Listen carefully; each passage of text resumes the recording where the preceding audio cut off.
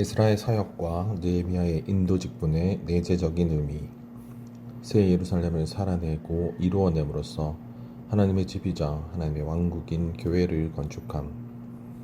에스라의 사역과 느헤미야의 인도 직분의 본질적인 중요성, 그 새 예루살렘을 살아냄과 또 이래냄에 의하여, 산출함에 의하여 하나님의 집이자 또 하나님의 왕국인 그 교회를 건축함. 왕좌에 앉아 계시는 하나님께서는 벽옥처럼 보이시고 그 새 예루살렘의 성벽 전체는 벽옥으로 건축됩니다. 그뿐만 아니라 성벽의 첫 번째 기초는 벽옥입니다. 요한계시록 21장 11절에 따르면 벽옥은 가장 귀한 보석이고 수정처럼 맑습니다. 그 색깔은 풍성한 생명을 상징하는 짙은 녹색임이 틀림없습니다. 하나님의 모습이 벽옥과 같다는 것은 그분의 모습이 풍성한 생명임을 뜻합니다. 벽옥은 하나님의 모습이며 또한 거룩한 도시 새 예루살렘의 모습일 것입니다. 도시 전체의 모습이 하나님과 같은 모습입니다. 그 도시의 중심은 벽옥처럼 보이시는 그 왕좌 위에 계신 하나님이고 그 성의 둘레는 벽옥으로 건축된 성벽입니다. 이것은 그 도시 전체가 그것의 중심에서부터 그것의 둘레까지 그분의 풍성함 안에 있는 생명의 바로 그 하나님의 한 표현이라는 것을 의미합니다. 요한계시록 21장 12절은 하나님께로의 분별을 위해 또 하나님의 이익을 보호하기 위해 그 성벽이 크고 또 높다는 것을 우리에게 말합니다. 성벽의 높이는 144규빗입니다. 1규빗은 약 45cm이므로 성벽의 높이는 약 65m입니다.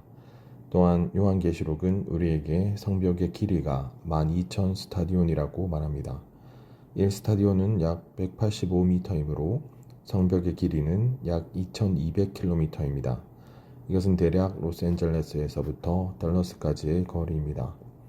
새 예루살렘의 성벽은 만리장성보다 적어도 7배나 높습니다. 요한계시록에 나오는 우리의 큰 성벽은 벽옥으로 건축되어 있고 이 벽옥은 수정처럼 맑습니다. 우리의 큰 성벽은 투명합니다. 지구상의 어떤 성벽도 새 예루살렘의 성벽과 비교할 수 없습니다. 새 예루살렘의 성벽에는 7가지가 암시되어 있습니다. 성벽은 변형과 건축과 하나님의 형상과 하나님의 표현과 예수님의 증거와 분별과 또 보호를 암시합니다. 성벽은 항상 어떤 특정 공간을 다른 모든 공간으로부터 분별합니다. 성벽은 또한 온갖 종류의 부정적이고 악한 것으로부터 그 안에 있는 것을 보호합니다. 성벽의 기초에는 12사도들의 이름들이 있습니다. 각 사도는 하나의 보석으로 상징됩니다. 베드로라는 이름은 돌을 뜻합니다. 돌은 하나님에 의해 창조된 것이지만 변형된 것은 아닙니다.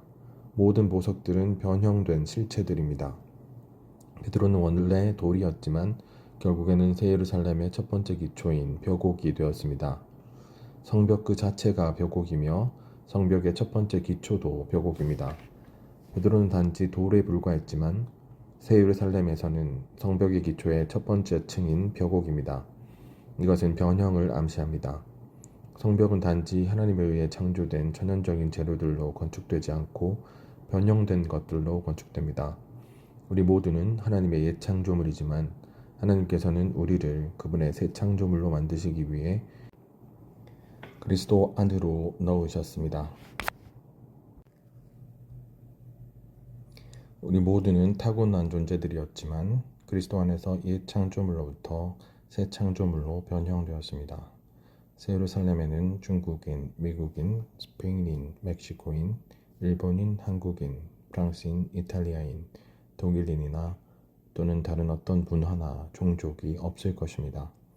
우리 모두는 완전히 변형될 것입니다. 나는 심지어 우리의 색깔도 변형될 것이라고 믿습니다. 그날에는 우리 모두가 녹색이 될 것입니다. 우리 모두는 벽옥이 될 것입니다. 우리는 한 색깔을 지닌 한 백성이 될 것인데 바로 녹색이 될 것입니다. 다른 모든 색깔과 다른 모든 문화는 삼일 하나님의 풍성하고 신성한 생명에 의해 삼켜질 것입니다. 이것이 변형입니다. 에스라의 사역의 내재적인 의미는 정화와 교육과 재조성이라는 단어로 구체화되고 느헤미야의 인도 직분의 내재적인 의미는 분별과 보호와 표현이라는 단어로 구체화됩니다. 우리는 하늘에서의 사역을 수행하시는 주님과 협력하여 이러한 내재적인 의미에 따라 새 예루살렘을 살아내고 이루어냄으로써 하나님의 집이자 하나님의 왕국인 그 교회를 건축해야 합니다. 시대의 사역 안에서 시대의 이상에 따라 살고 하나님을 섬기는 것은 새 예루살렘을 살아내고 이루어내는 것입니다. 성벽은 벽옥으로 건축되어 있었고 그 성은 맑은 유리와 같은 순금으로 되어 있었습니다. 계시록 21장 18절. 성이 맑은 유리와 같은 순금으로 되어 있다는 것은 우리에게 거룩한 본성을 지니신 하나님으로 정화되는 것이 필요하고 성경의 가르침을 우리의 생각에 적용함으로 교육받는 것을 통해 빛비춤 받는 것이 필요함을 의미합니다. 이것은 우리의 생각이 새로워지고 빛비춤을 받아 하나님께서 생각하시고 고려하시는 것들과 하나님의 길들에 대해 우리가 분명해지도록 하기 위한 것입니다. 건축하는 일은 우리를 삼일 하나님으로 재조성하기 위한 하나님의 유일한 일입니다. 이러한 일의 결과로 우리는 하나님으로 재건축되고 하나님을 다른 이들 안으로 공급하여 하나님께서 그분 자신을 그들의 존재 안으로 건축하셔서 그들을 새 예루살렘 안에 있는 존재들이 되게 하실 수 있게 합니다. 그것의 성벽을 가지는 그 도시는 하나님의 머리의 권위 아래에 있는 하나님의 영원한 왕국인 새 예루살렘을 상징하며 하나님의 백성을 분별해주고 하나님의 이익을 보호하기 위한 것입니다. 그 도시의 성벽이 벽옥, 그것의 무유함 안에 있는 하나님의 생명으로 되어 있고 그 도시가 금, 하나님의 신성한 본성으로 되어 있다는 것은 하나님의 영원한 경륜이 그분의 유일한 표현을 위해 우리를 신격에서는 아니지만 생명과 본성에서 그분과 똑같이 만드는 것임을 계시합니다. 오늘날 하나님께서는 그분의 말씀 안에 계십니다. 이 말씀은 하나님의 실제, 즉 하나님 자신을 담고 있습니다. 이러한 실제이신 하나님 자신께서는 특별한 기능을 가지고 계시는데 바로 우리를 거룩하게 하는 것입니다. 우리 가운데 하나님의 말씀을 자주 읽는 이들에게는 이러한 체험이 있습니다. 우리가 성경을 이해하는지와 관계없이 아침에 하나님의 말씀을 조금이라도 읽고 또한 읽은 이 말씀을 하루 중에 조금이라도 음미해 본다면 우리는 거룩하게 됩니다. 우리가 주님의 말씀을 읽고 또 읽을 때 우리 안에 세상적인 것들이 모두 제거되며 우리는 깨끗해지고 거룩하게 됩니다. 하나님의 말씀은 하나님의 실제를 가져오고 우리 안에서 특별한 효과를 산출하는데 그것은 우리를 거룩하게 하고 이 혼합된 세상에서 우리를 구출하여 하나님께 속하도록 분별하는 것입니다. 세상은 매우 혼합되어 있습니다. 그러나 하나님의 실제 말씀은 우리를 거룩하게 하고 우리를 순수하게 만듭니다.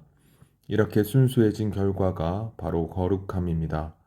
사람이 하나님의 말씀 안에 더 많이 있을수록 더욱더 순수하게 됩니다. 하나님의 말씀 안에 있지 않고 세상 안에 있는 사람은 복잡하고 불순합니다. 그러나 우리 안에 하나님의 말씀이 있다면 하나님의 실제를 지닌 이 말씀이 우리 안에서 거룩하게 하는 일을 하여 우리를 하나님께 이르게 할 것이고 이렇게 하여 우리를 순수하게 만들 것입니다. 사탄은 혼합된 세상의 왕이지만 우리의 하나님께서는 순수함의 하나님이십니다.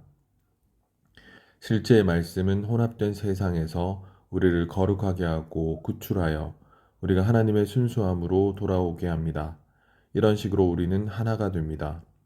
베드로전서 1장 22절부터 25절까지 해서 우리의 혼을 정결하게 하는 것은 우리가 하나님의 거룩한 본성 안에서 거룩한 생활을 하도록 그 영께서 우리의 기질을 거룩하게 하시는 것입니다. 이것은 죄들을 정결하게 하는 것과 죄를 깨끗하게 하는 것보다 더 깊은 것입니다. 죄들을 정결하게 하는 것과 죄를 깨끗하게 하는 것은 밖의 행위를 정결하게 하는 것이고 혼을 정결하게 하는 것은 내적인 존재를 정결하게 하는 것입니다. 이렇게 정결하게 하는 것은 에베소서 5장 26절에 나오는 것처럼 말씀으로 씻는 것과 같습니다. 우리의 혼이 정결하게 되는 것은 우리 마음의 부분들인 생각과 감정과 의지가 더럽거나 오염된 모든 것에서 정결하게 되는 것입니다. 사실상 이것은 생각, 감정, 의지가 하나님 외의 다른 모든 것들에서 구출되어 단일한 대상과 유일한 목표이신 하나님께 고정되는 것을 의미합니다. 이렇게 정결하게 되는 것은 믿음의 내용과 실제인 진리에 순종함으로써 이루어집니다. 우리가 그리스도 안에 있는 믿음의 내용이자 실제인 진리에 순종할 때 우리의 혼 전체는 하나님께 집중하게 되고, 이런 식으로 우리의 혼은 하나님 이외의 다른 모든 것들에서 벗어나 정결하게 됩니다. 이것이 거룩하게 하는 진리인 심어진 말씀을 받아들임으로써 우리의 혼을 더러운 모든 것에서 구원하는 것입니다. 베드로전서 1장 22절에 있는 베드로의 말에 따르면 우리는 진리에 순종하여 우리의 혼을 정결하게 합니다. 여기에는 혼을 정결하게 함, 순종, 진리라는 세 가지 항목이 있습니다. 우리는 이것들 중 어느 것도 당연하게 받아들여서는 안 됩니다. 오히려 우리는 여기에서 진리가 무엇인지, 진리에 순종하는 것이 무슨 뜻인지를 물어보아야 합니다. 더욱이 베드로는 진리에 순종하여 우리의 혼을 정결하게 함으로써 거짓 없이 형제를 사랑하게 되었다고 말합니다. 여기서 베드로는 단지 사랑에 대해 말하지 않습니다. 그는 우리가 거짓 없이 형제를 사랑하는 것에 대해 말합니다. 그런 다음에 그는 계속해서 마음으로 서로 뜨겁게 사랑하라고 우리에게 권합니다. 새 예루살렘을 살아내고 이루어내는 것은 에스라의 사역과 느헤미야의 인도 직분의 내재적인 의미 안에서 살고 봉사하는 것입니다. 우리는 모든 혼합에서 정화되는 과정에 머물면서 주님과 그분의 영원한 경륜의 이익을, 중요성을, 관심사를 우리의 유일한 목표로 취해야 합니다. 우리는 하나님의 비추시고 드러내시며 심판하시는 과정을 통해 십자가로 종결되고 재해지는 것을 통해 피로 깨끗하게 되고 씻기는 것을 통해 그 영께서 흐르시고 적시시는 것을 통해 정화될 수 있습니다. 우리는 하나님의 순수한 말씀 안에 있는 생명수에 씻는 과정을 통해 정화될 수 있습니다. 사람이 하나님의 말씀 안에 더 많이 있을수록 더욱더 순수하게 됩니다. 레위기 19장 19절은 하나님께서 모든 것이 어떤 혼합도 없이 그 종류대로 있기를 원하신다는 것을 계시합니다. 가축을 혼합하여 교미시키지 않는 것은 생명에는 혼합이 허용되지 않는다는 것을 의미합니다. 하나님의 생명을 따라 사는 사람들은 육체를 따라 살지 말아야 합니다. 씨를 혼합하지 않고 뿌리는 것은 말씀의 사역에서 오직 한 종류의 씨, 곧 한 종류의 가르침을 뿌려야 한다는 것을 의미하는데, 이 가르침은 바로 하나님의 영원한 경륜에 관한 유일한 가르침입니다. 혼합된 재료로 짠 옷감을 사용하지 않고 의복을 만드는 것은 우리의 행위에 혼합이 허용되지 않는다는 것을 의미합니다. 신약의 생명을 사는 사람은 구약의 규례에 따라 살아서는 안 되며, 주님께 속한 사람은 이방인의 관습에 따라 살아서는 안 됩니다. 베드로전서 1장 22절은 여러분이 진리에 순종하여 자기의 혼을 정결하게 함으로써 거짓 없이 형제를 사랑하게 되었으니 순수한 마음으로 서로 뜨겁게 사랑하십시오 라고 말합니다.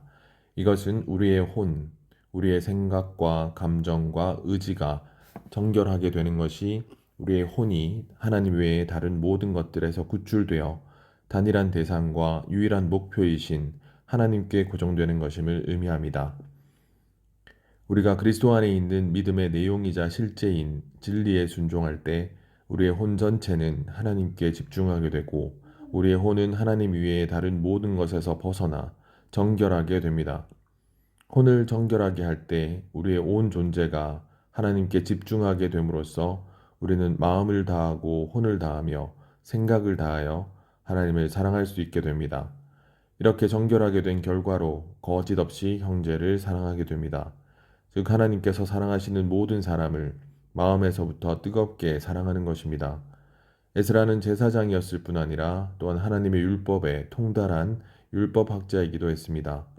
에스라는 하나님의 율법에 통달한 누군가가 백성을 도와 그들이 다만 일반적으로가 아니라 하나님께서 말씀하신 바에 따라 하나님을 알도록 도울 필요가 있다는 것을 깨달았습니다. 에스라는 그러한 역량이 있었으므로 자청하여 왕에게 가서 유대인들이 모든 것을 자유롭게 할 수 있도록 허락하는 칙령을 내려달라고 요청했습니다. 구약의 역사서들을 연구할 때 우리는 이러한 책들이 어떻게 하나님의 경륜에 연결되는지를 배워야 합니다. 하나님께서는 그분의 경륜 안에서 이스라엘을 선택하셔서 한 백성으로 세우셨고 한 나라로 형성하셨으며 그들에게 율법을 주셨습니다. 이것을 어떻게 하나님의 경륜과 연결할 수 있습니까? 하나님의 경륜은 하나님께서 사람이 되심으로써 사람을 신격 안에서가 아니라 생명 안에서 또 본성 안에서 하나님이 되게 하셔서 새 예루살렘으로 완결될 그리스도의 유기적인 몸을 산출하시는 것입니다. 그리스도께서는 하나님의 경륜의 중심과 실제와 목표이십니다. 율법은 하나님의 묘사, 하나님의 사진, 하나님의 형상, 하나님의 증거로 주어진 것이기 때문에 하나님의 경륜과 연결됩니다. 하나님의 증거인 율법은 하나님의 형상이신 분, 곧 하나님의 묘사, 하나님의 사진, 하나님의 증거이신 그리스도의 예표입니다. 예표상으로 율법을 지키는 것은 하나님을 표현하는 것을 의미합니다. 살인하지 않고, 간음하지 않고, 도둑질하지 않고, 거짓말하지 않고, 탐내지 않음으로 율법을 지키는 것은 하나님 사람의 생활을 하는 것입니다. 하나님 사람의 생활을 하는 사람들은 하나님의 형상을 지니고 있습니다. 그들은 하나님의 묘사이며 심지어 하나님의 복사판입니다.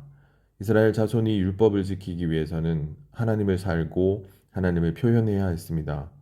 주님의 회복의 새로운 언어, 표현 안에서 육체되심은 바로 하나님께서 그분 자신을 사람 안으로 이끄셔서 그분의 신성을 인성과 섞으시고 하나님과 사람을 한 실체가 존재가 되게 하신 것을 의미합니다. 이것은 그 새로운 언어입니다. 하나님께서 사람이 되신 것을 이해하기는 쉽지만 하나님께서 그분 자신을 사람 안으로 이끄셨고 또 그분의 신성을 인성과 섞으신 것을 이해하기는 더 어렵습니다. 신성과 인성의 섞임이 육체되심에 대한 최고의 해석, 설명, 통역입니다. 만약 육체되심에 대한 우리의 이해가 이 높이의 절정에 이르지 않는다면 우리는 그것을 잘 알지 못합니다. 육체되심은 하나님께서 그분 자신을 사람과 섞으셔서 그분 자신을 사람과 한 실체로 만드시는 것을 의미합니다. 이것은 하나님께서 사람이 되셨다고 말하는 것보다 더 깊습니다. 새로운 언어에 대한 이와 같은 예들이 많이 있습니다. 거듭남에 대한 최고의 정의는 하나님께서 그분의 신성한 생명으로 그분의 백성을 거듭나게 하셨다는 것, 즉 그분의 신성한 생명과 사람의 생명을 접붙이셔서 한 생활을 가지게 하셨다는 것입니다. 다시 새롭게 되는 것은 우리의 생각이 그리스도의 생각으로 바뀌는 것입니다. 변하는 것입니다. 그 섞인 영과 함께하는, 그 연합된 영과 함께하는 그리스도의 생각이 우리의 생각을 관통하고 우리의 영을 우리의 생각의 영으로 만듭니다. 우리의 영은 우리의 존재의 중심이고 또 우리의 혼은 우리의 영을 둘러싸고 있으며 우리의 혼의 주요 부분이 우리의 생각입니다. 우리가 거듭날 때 그 영께서 우리의 영 안으로 오셔서 우리의 영과 하나 되십니다. 그때부터 계속해서 우리의 영과 하나로 섞이시는 그 영께서 우리의 생각 안으로, 즉 우리의 혼 안으로 펼쳐지실 그 기회를 기다리고 계십니다. 이것이 바로 새로운 언어에 따른 새롭게 됨입니다. 우리 모두는 반드시 주님의 회복 안에서 이 새로운 언어를, 표현을 알아채기를, 골라내기를, 익히기를 배워야만 합니다. 주님의 회복은 한 새로운 문화입니다. 나는 그 모든 성도들이 이 새로운 문화에 새로운 어휘, 새로운 언어, 또 구변 안으로 들어갈 것을 기대합니다. 우리는 하나님의 증거, 곧 그분의 단체적인 표현에 대한 그 진리를 가지고 다른 사람들을 교육받아야 합니다. 그 거룩한 도시, 곧 그 새 예루살렘의 12기초들은 그 어린 양의 12사도들의 이름들을 가집니다. 이것은 그 새 예루살렘이 그 사도들의 가르침, 곧 하나님의 경륜에 관한 건강한 가르침에 따라 건축된다는 것을 가리킵니다. 에스라는 하나님의 율법에 숙련되었는데 이 율법은 하나님의 경륜에 연결됩니다. 그 율법은 하나님의 말씀, 하나님의 증거, 하나님의 묘사, 하나님의 표현이신 그리스도의 한 예표입니다. 우리가 그 기록된 말씀 안에서 그 살아있는 말씀이신 그리스도께 다가옴으로써 그분께서 적용된 말씀이 되셔서 우리가 그분을 주입받아 예수님의 증거가 되게 하실 수 있습니다. 하나님의 경륜을 가르치는 그 유일한 사역 안에 머물므로써 우리는 그 말씀의 본질적인 의미를 이해하여 생명의 빛으로 가득 채워질 수 있습니다.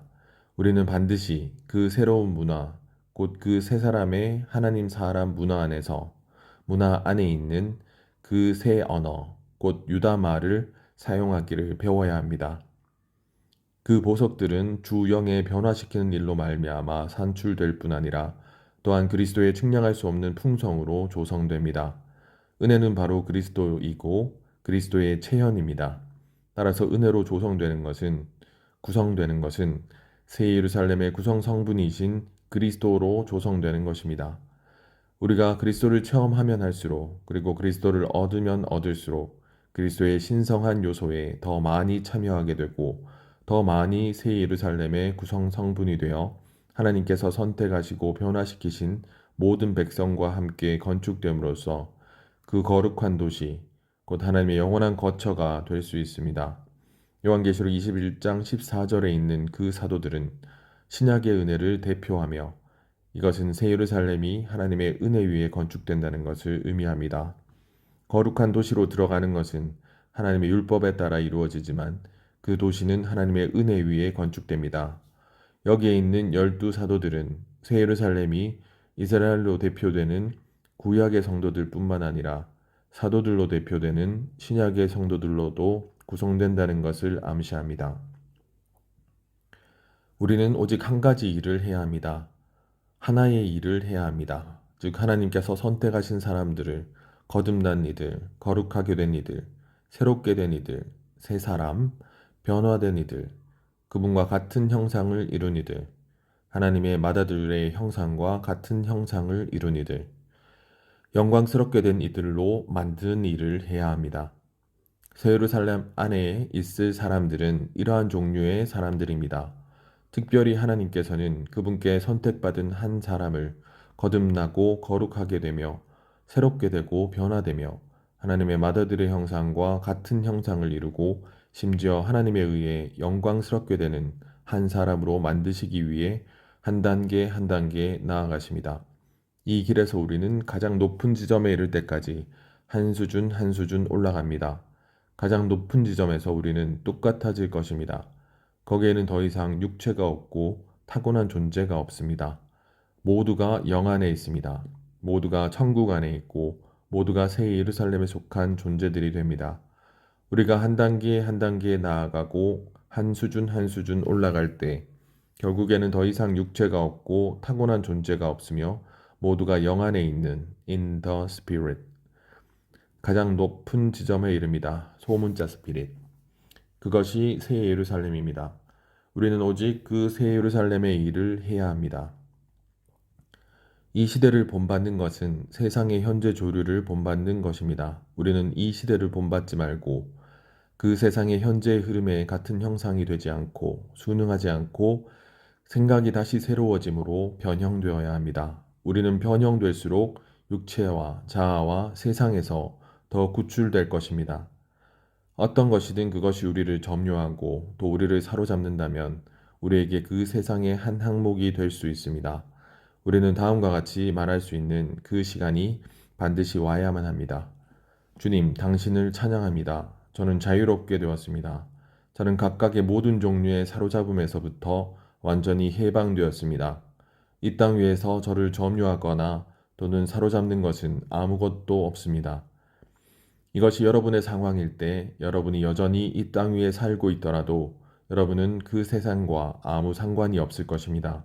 여러분이 계속해서 음식과 결혼과 의복과 주택과 교통수단을 필요로 하겠지만 이것들 중에 어떤 것도 우리를 점유하거나 사로잡지 못할 것입니다. 만약 우리가 그 세상에 대한 이상을 본다면 우리는 세상적인 것을 사랑하지 말아야 한다는 것을 깨달을 것입니다. 우리는 우리를 점유하거나 사로잡는 것을 사랑해서는 안 됩니다. 오히려 온전히 마음을 다하여 주님을 절대적으로 사랑해야 합니다. 우리의 모든 역량은 그분을 위한 것입니다. 우리 안에 있는 그 모든 장소, 곧 그 모든 공간은 그분을 위해 있습니다. 우리는 은혜, 곧 우리에게 생명과 또 각각의 모든 것들이 되시는 과정을 거치신 그 삼일 하나님으로 재조성되어야 합니다.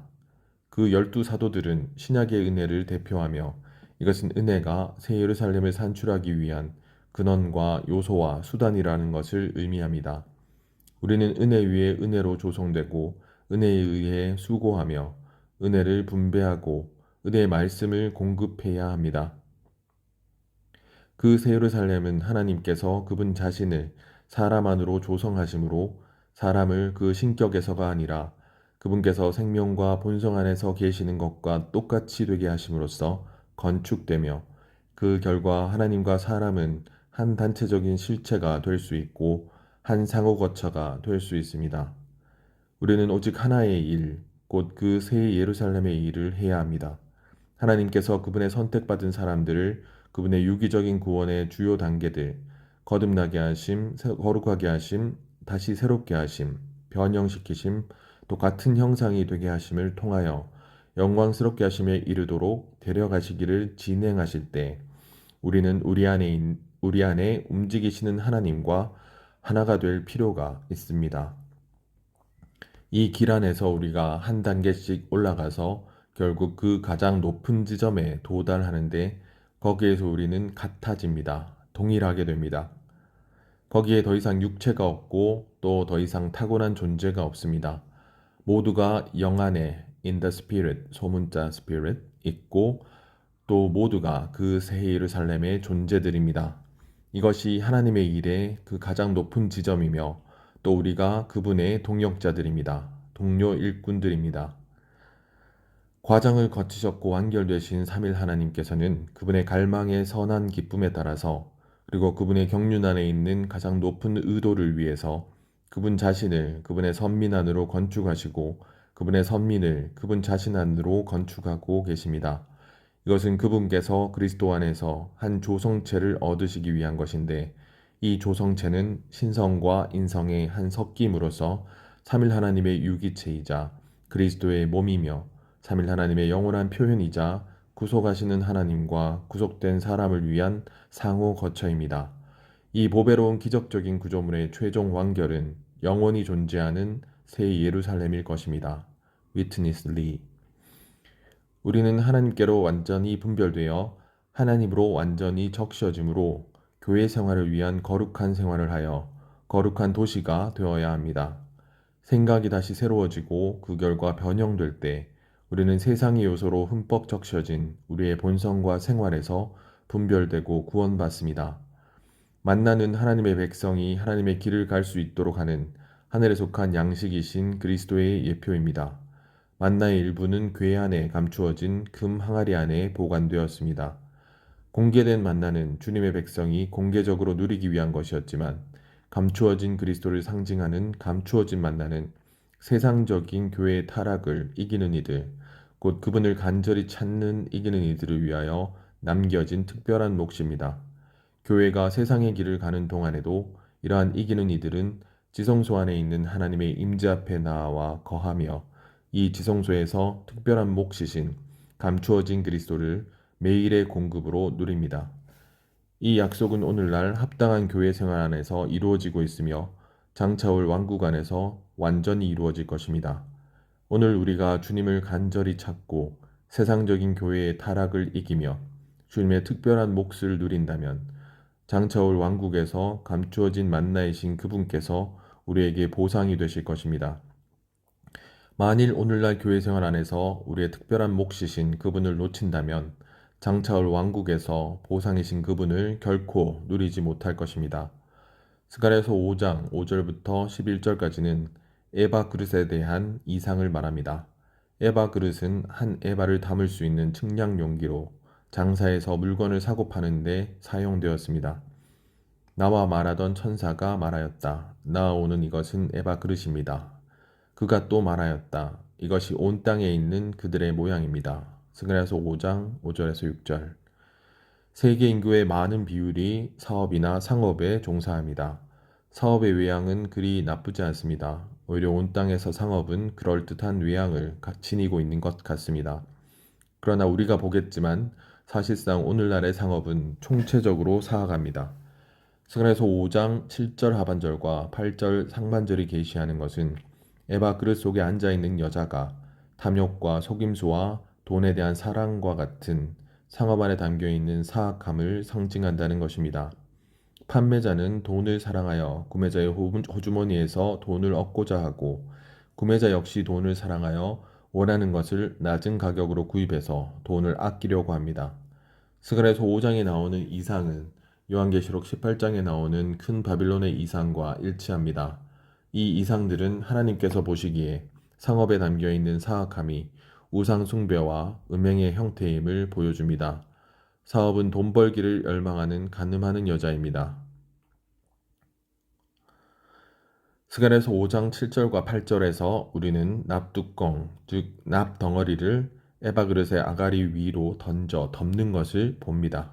이것은 하나님의 주권으로 상업 속에 있는 사악함이 제한받는 것을 상징합니다. 만일 상업, 특히 국제 교육을 제한할 수 있다면 온 땅이 거룩하게 될 것입니다. 한 여자가 두 여자가 된 것은 일단 상업의 규제가 없어질 경우 나타날 두 배의 효과를 상징합니다. 두 여자의 날개는 황새의 날개 같았고 두 여자는 날개로 바람을 일으키고 있었습니다. 그들은 에바 그릇을 땅과 하늘들 사이로 들어 올렸습니다. 이 모든 것은 사악한 상업이 신속하게 확산되는 것을 상징합니다. 나와 말하던 천사에게 내가 말하였다. 저들이 에바 그릇을 어디로 가져가는 것입니까? 그가 내게 말하였다. 신할 땅에 그것을 위해 집을 다 지을 것입니다. 다 준비되면 그것이 제자리에 놓일 것입니다. 스가랴서 5장 10절에서 11절. 이것은 이스라엘 백성이 바벨론에 포로되어 있는 동안 바빌론 사람들에게서 배운 사업상의 사악함을 하나님께서 주권적으로 바빌론으로 신할 땅으로 돌려보내실 것임을 의미합니다. 이 사악함이 바빌론으로 돌아가게 하라 하십시오. 하나님의 선민 가운데 있는 모든 사람은 정직하고 단순한 생활을 해야 합니다. 우리의 영 안에 살면서 감추어진 만나이신 그리스도를 먹음으로써 우리는 세상을 이겨 하나님의 건축물이 될 수 있습니다. 우리는 우상을 숭배하는 세상인 바빌론에서 완전히 분별되어야 합니다. 바빌론의 특징은 탐심과 속임수와 돈을 사랑하는 것과 연관된 사업이나 상업의 사악함입니다. 우리 그리스도인의 생활은 돈을 사랑하는 것이 없어야 하고 우리 그리스도인의 일은 돈을 버는 상업이어서는 안 됩니다. 사탄은 장사꾼, 곧 상인이며 그의 사상은 자신의 상업적인 원칙에 따른 것입니다. 사탄의 상업적인 원칙은 사람을 창조하신 하나님의 목적과 대립됩니다. 바빌론에서 팔리는 상품 중에 첫 번째 항목은 금이고 마지막은 사람들의 혼입니다. 사람들의 혼은 고용되기 위해 자신을 파는 사람들을 가리킵니다. 이것은 장차 올 바빌론을 묘사할 뿐 아니라 오늘날의 세상을 묘사합니다. 사람들은 자기들의 직업에 자신의 혼과 자신의 생명, 즉 자기 자신을 팔고 있으며 자기들의 영원한 운명과 하나님을 소홀히 여기고 있습니다. 이스라엘 백성이 바빌론에 포로되어 있는 동안 바빌론 사람들에게서 배운 사업상의 사악함을 하나님께서 주권적으로 바빌론 신할 땅으로 돌려보내실 것입니다. 교회는 그리스도의 몸입니다. 이 몸은 모든 지체 하나하나에게 공급을 합니다. 또한 이 몸은 모든 지체 하나하나를 보호합니다. 이것은 영적 전쟁에서 특별히 중요합니다. 전적으로 그리스도의 몸을 말하는 에베소서 6장은 영적 전쟁이 개인의 일이 아니라 교회의 이름을 말합니다. 사탄은 개인을 두려워하지 않습니다. 그는 교회를 두려워합니다. 우리는 몸의 위치에 서서 마귀와 맞서야 합니다. 심지어 우리가 개인적으로 기도할 때에도 믿음으로 몸의 위치에 서 있어야 합니다. 많은 그리스도인들이 원수 앞에서 넘어지는 것은 그들이 단독으로 서 있기 때문입니다. 사실상 우리가 단독으로 서는 것은 사탄이 우리를 공격하도록 사탄을 초대하는 것입니다. 그리스도의 몸은 하나님께서 주신 전체 전투 장비를 입습니다. 몸의 각 지체는 각자 특징을 가지고 있습니다. 이 모든 특징을 합한 것이 전체의 전투 장비입니다. 어떤 형제에게 믿음이 있다면 그는 믿음의 방패를 가지고 있는 것입니다. 또 어떤 형제에게 하나님의 말씀이 있다면 그는 그 영의 검을 가지고 있는 것입니다. 하나님께서 주신 완전한 전투 장비는 모든 지체의 특징을 합한 것입니다. 그러므로 완전한 전투 장비는 온 교회를 위한 것이지 개인을 위한 것이 아닙니다. 그리스도의 몸의 한 가지 기능은 바로 모든 지체를 보호하는 것입니다. 우리 모두에게는 몸의 덮음이 필요합니다. 몸의 덮음이 없다면 우리는 계속해서 원수에게 노출될 것입니다. 고립된 개인은 또한 쉽게 속임을 당합니다. 그러므로 우리에게는 몸의 덮음이 필요합니다. 우리는 계속해서 우리의 동료 믿는 이들과 상의해야 합니다. 우리는 막연하게 우리에게 몸이 필요하다고 말해서는 안 됩니다. 우리는 또한 구체적으로 우리의 형제 자매들에게 가서 도움을 구해야 합니다. 많은 사람들이 일을 할 때 형제 자매들과 상의하지도 않고 함께 기도하지도 않습니다. 이것은 몸의 보호를 모르는 것입니다. 그 결과 결국 넘어지게 됩니다. 우리는 모두 몸의 보호의 실제를 보아야 하고 또한 몸의 보호 아래 숨으며 몸의 보호를 받아들여야 합니다. 몸을 단지 교리로만 아는 사람은 몸의 조언과 덮음을 구할지 모르지만 그가 그렇게 하는 것은 일종의 정책일 뿐 생명이 아닙니다. 그는 생각날 때는 그렇게 하지만 쉽게 몸을 잊어버립니다. 몸의 실제를 보고 체험적으로 몸의 영역 안으로 들어간 사람은 결코 몸을 잊지 않습니다. 몸이 그들의 생명이 되었기 때문에 그들은 자연스럽게 몸이라는 원칙에 따라 행동합니다. 에베소서 6장 11절은 우리가 어둠의 군대에 대항하려면 하나님께서 주신 전체의 전투 장비를 입어야 한다고 말합니다. 전투 장비는 개별적인 믿는 이에게 주어진 것이 아니라 교회에게 주어진 것입니다. 전체의 전투 장비는 오직 몸만이 입을 수 있으며 단독적인 지체는 입을 수 없습니다. 영적 전쟁은 한 사람이 1000명을 뒤쫓고 두 사람이 10,000명을 도망치게 할 것이다. 신명기 32장 30절 라는 이 원칙을 따릅니다. 소위 교회가 원수의 군대를 패배시키지 못하는 것은 그리스도인들이 뿔뿔이 흩어져서 생활하고 있고 몸 안에서 기능을 발휘하지 않기 때문입니다. 일반적인 계산으로 한 사람이 1000명을 뒤쫓는다면 두 사람은 마땅히 2000명을 뒤쫓아야 합니다. 그러나 영적인 수학에서는 한 사람이 1000명을 뒤쫓으면 두 사람은 10,000명을 뒤쫓을 수 있습니다. 두 사람이 합한 힘은 두 사람이 개별적으로 내는 힘의 5배입니다. 둘은 최소한의 단체적인 숫자입니다. 만일 두 사람이 개별적으로 뒤쫓는다면 10,000명을 패배시킬 수 없을 것입니다. 이것이 하나의 원칙입니다. 단체적인 몸의 힘은 매우 강합니다. 하나님께서는 단체적인 몸을 중시하십니다. 우리는 하나님의 집인 교회를 보호하기 위해 성벽을 건축해야 합니다. 우리는 어린 양의 이기는 피를 통해 성벽을 건축할 수 있습니다. 어린 양의 피는 우리가 회개하고 우리 죄들을 자백하며 하나님께서 깨끗하게 해주시기를 구하는 것을 통해 우리에게 적용됩니다. 우리는 유일한 신약 사역에 한 나팔을 불어서 하나님의 양떼를 목양해야 합니다. 다시 말해서 하나님의 말씀을 완성하는 하나님의 모든 의결과 함께 주님의 보호하는 경고와 건강한 가르침을 하나님의 양떼에게 선포함으로 그들을 목양해야 합니다. 그럴 때 그들은 그리스도 안에서 충분히 성장한 이들이 될 수 있습니다. 우리는 몸 안에서 전쟁을 함으로써 교회를 보호하는 성벽을 건축해야 합니다. 그 몸은 하나님께서 주신 전체의 전투 장비를 입고 모든 지체 하나하나를 보호합니다. 우리는 몸의 보호와 호위를 받기 위해 몸의 조언과 덮음을 추구해야 합니다. 영적 전쟁은 한 사람이 1000명을 뒤쫓고 두 사람이 10,000명을 도망치게 할 것이다라는 이 원칙을 따릅니다. 우리는 이 땅에서 하나님의 신성의 풍성에 이익을 보호하고 하나님께서 완결되심으로 성취하신 것들을 보호하는 성벽을 건축해야 합니다. 우리는 그리스도에 의해 살고 그리스도를 살아내므로 그리스도를 확대해야 합니다. 그럴 때 우리는 하나님의 표현인 교회를 건축할 수 있습니다. 그 도시의 벽은 하나님의 표현을 위해 있습니다. 따라서 성벽을 건축하는 것은 하나님의 표현인 교회를 건축하는 것입니다. 오늘날 주님께서는 그분의 회복 안에서 자신의 표현인 합당한 교회 안에서 그리스도의 정상적인 상태를 복원하는 일을 하고 계십니다. 하나님을 표현하기 위해 우리는 그리스도의 몸 전체가 섞이는 생활 안에서 신성한 삼일과 섞인 생명을 삶으로써 우리의 타고난 기질과 자아 모양에서 구원받아야 합니다.